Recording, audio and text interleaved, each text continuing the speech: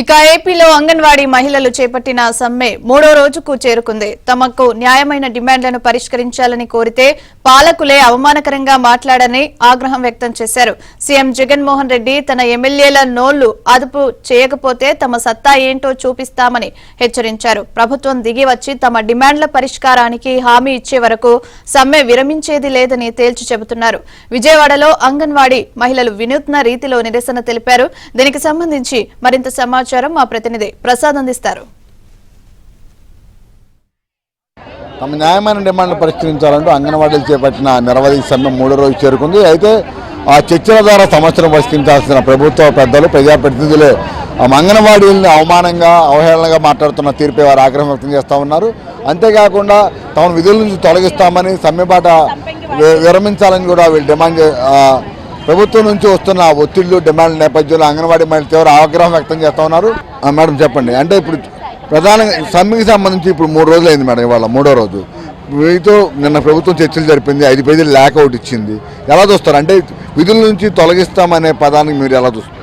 ముఖ్యమంత్రి గారు అంగన్వాడీ సమస్యలను సానుకూలంగా ఆలోచించి ఇప్పటికైనా అంగన్వాడీలకు ఇచ్చిన హామీ ఏదైతే ఉందో వేతనాలు పెంపు చేయాలని చెప్పేసి కోరుతున్నాం, గ్రాట్యుటీ అమలు చేయాలని చెప్పేసి డిమాండ్ చేస్తా ఉన్నాం. ఈరోజు చట్టానికి విరుద్ధంగా అంగన్వాడీలను బెదిరించి భయపెట్టి తాళాలు తీసుకోవాలని చెప్పేసి ప్రయత్నాలు చేస్తూ ఉన్నారు. దీన్ని ఎట్టి పరిస్థితుల్లో మేము అంగీకరించము, దాన్ని వెంటనే ఉపసంహరించుకోవాలని చెప్పేసి కోరుతున్నాం.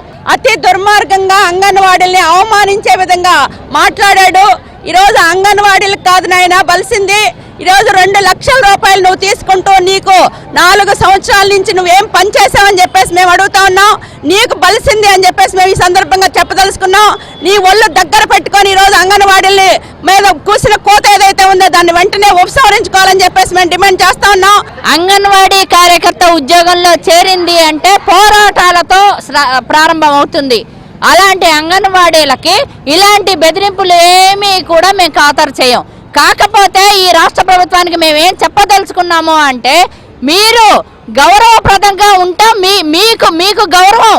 ఇప్పుడు మీరు నోరు పారేసుకున్నట్టు మా మహిళలు మా అంగన్వాడీలు నోరు ఎత్తితే మీరు అసలు చిన్నప్పుడు తాగిన నీ తల్లి ఉగ్గు పాలతో సహా నువ్వు బయటకు కక్కాల్సి వస్తావు. వాళ్ళ నోళ్ళను కనుక అదుపు చేసుకోకపోతే మాత్రం రాష్ట్రాల్లో జరిగే పరిణామాలకి ఈ రాష్ట్ర ప్రభుత్వమే కారణం అని చెప్పేసి మేము చెప్పదలుచుకున్నాం.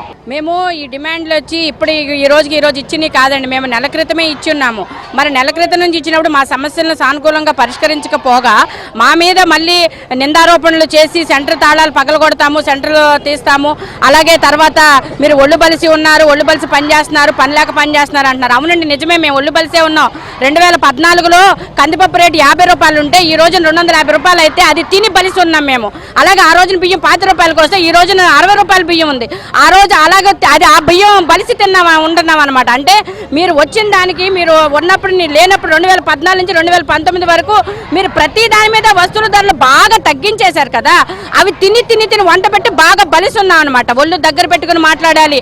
ఒక ఆడకూతుర్ని మాట్లాడేటప్పుడు మన ఇంట్లో ఆడవాళ్ళు ఉన్నారని గుర్తు పెట్టుకుని మాట్లాడాలి. వేల కోట్లు దోచుకుంటున్నారు. మేము కనీసం మా ఆవేదన అర్థం చేసి 11,500 జీతం మాకు మీరు పెరుగుతున్న రేట్లు రోజుకి పెంచుతున్నారు. దానికి అవసరంగా నిత్యావసర వస్తువులకు అనుగుణంగా మా జీతాన్ని పెంచండి అని అడుగుతున్నాం. మేము వాళ్ళ బాధలు తీర్చలేని ప్రభుత్వం 99% నేను చేశాను అని అడుగుతుంది.